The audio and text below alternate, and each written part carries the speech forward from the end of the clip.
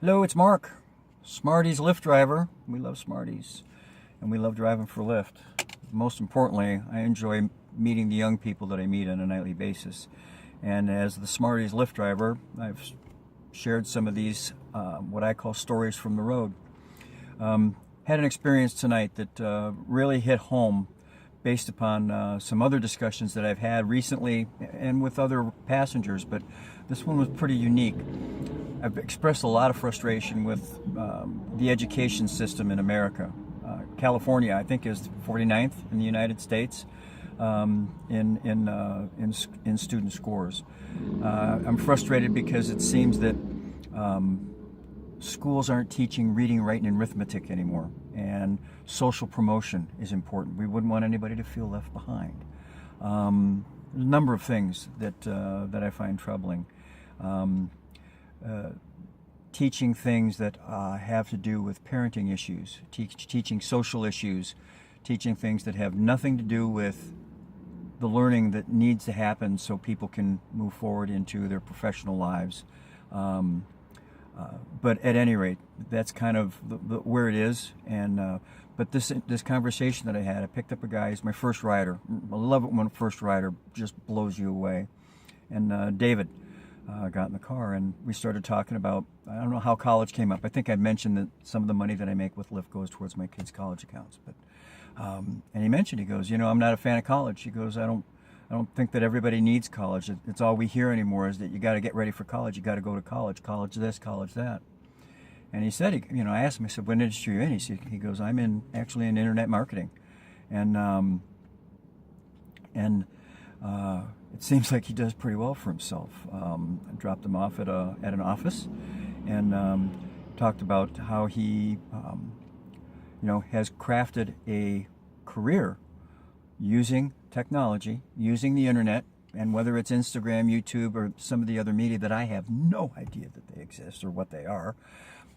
He communicates on a regular basis with thousands of people. And, I've talked about how millennials have multiple revenue streams. He's one of those. He's got a number of things that he does that provides for him in his income and adds to his financial success as he grows in the business world. But he mentioned how he didn't, in fact, had he gone to college and worked in computer science, it would have held him back because he'd have been learning technologies that are almost outdated by the time he would have graduated and gone into what he wanted to go into. Self-taught, which is another characteristic of millennials. The information is there. They use it. They take the time to go find it, read it, learn it, and use it. And it's one of the things that makes me a fan of this specific generation, and makes me so mad at the media that paints them in such a negative light because, for the most part, they're pretty unique people. But he said, he goes self-taught, and he has made some relationships, interpersonal relationships, because that's what young people do, the networking that they do. But with his own personal determination, the drive, and the discipline to create an idea, a path that he didn't learn in college. That he learned because he read. He learned because he accessed information online that helped him create this business. And it spoke volumes to me about the fact that, not everybody has to go to college. There's lots of alternatives too. We've got trade schools. A lot of people will go to different types of trade schools when they get out of high school if they don't want to go into a certain quote-unquote professional type of environment. So David blew me away. How well-spoken. I mean, California high school education, 49th in the United States. This kid got real smart somewhere, and I got a feeling it wasn't sitting in study hall.